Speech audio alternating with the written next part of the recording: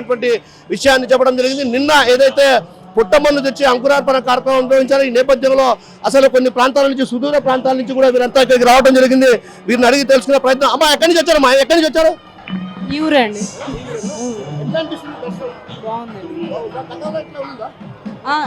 ఇంత లేదు, ఇప్పుడు ఎక్కువ ఉంది. కడప పొద్దుటూరు నుంచి వచ్చాం. లోపలికి చూస్తే ఇంకా డెకరేషన్ ఇంకా డైరెక్షన్ వస్తుంది. బాగా అమర్చారు, వసతులు బాగా చక్కగా ఏర్పాటు చేశారు, చాలా బాగుంది.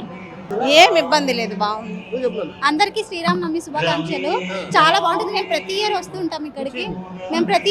ఉంటాం ఇక్కడికి. చాలా మంచిగా అరేంజ్మెంట్స్ చేశారు, చాలా బాగుంటుంది. అందరికి మనసుగా మళ్ళీ శ్రీరామనవమి శుభాకాంక్షలు. అందరికీ శ్రీరామనవమి శుభాకాంక్షలు. పోయినసారి కన్నా ఈసారి జనాభా ఎక్కువ ఉన్నారు, బాగా అరేంజ్మెంట్స్ ఉన్నాయి, బాగుంది అన్ని ఫెసిలిటీ. అందరికీ శ్రీరామనవమి శుభాకాంక్షలు. మేము గత 5 years నుంచి వస్తున్నాము.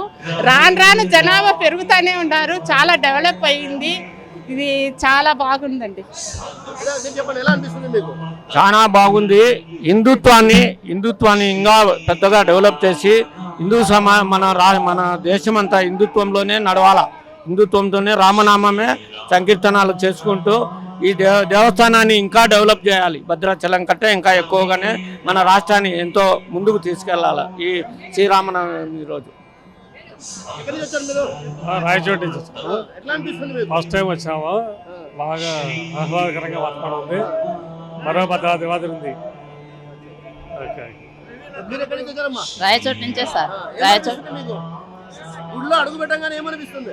చాలా బాగుంది సార్. గుడి చాలా బాగుంది, మంచిగా. నాకు బాగా ఇష్టం రాములు.